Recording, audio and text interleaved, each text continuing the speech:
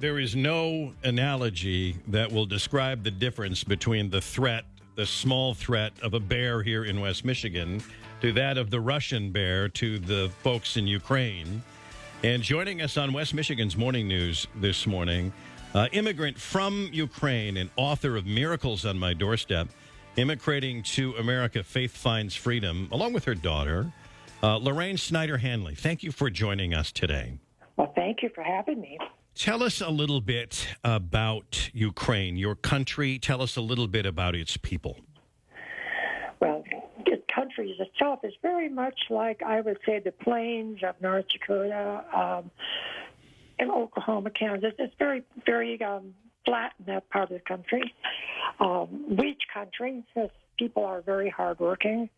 They have a work ethic that wants to produce and help others.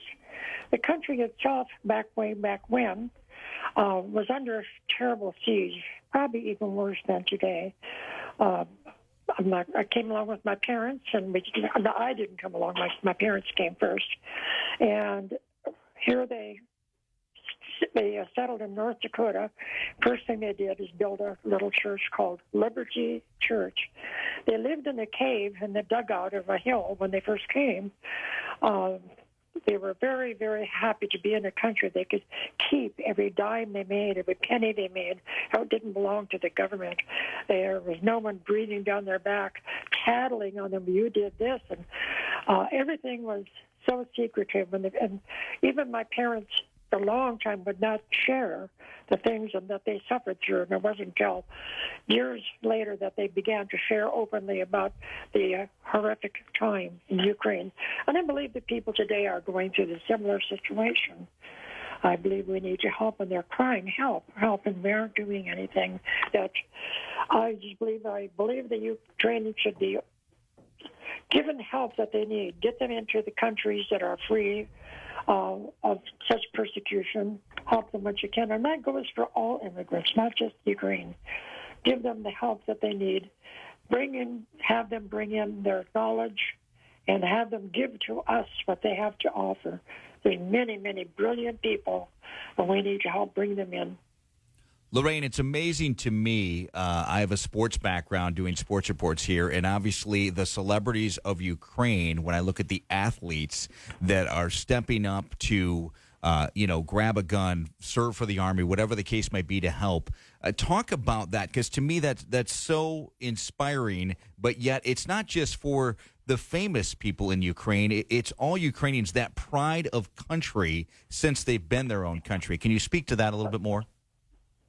Yes, I think that the country has a tremendous pride, and they want to keep what they've worked for so many years to bring back.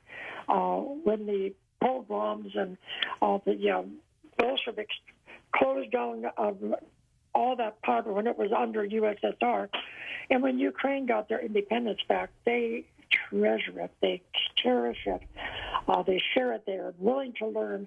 Today, I just believe that in order to help the Ukraine people today, it's going to take a lot of prayer, a lot of help. And I think if I had a gun today, I don't know how I'd handle it, because I don't see. I'm totally blind. But I have hands and I have a good mind, and I just believe that using my phone, using anything that I can use to help these people.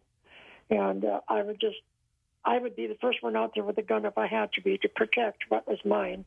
I can't imagine sitting in my home here in California with a nice warm climate, and I've got everything I need, everything I surely want, and have someone walk up to my door and say, "You're out.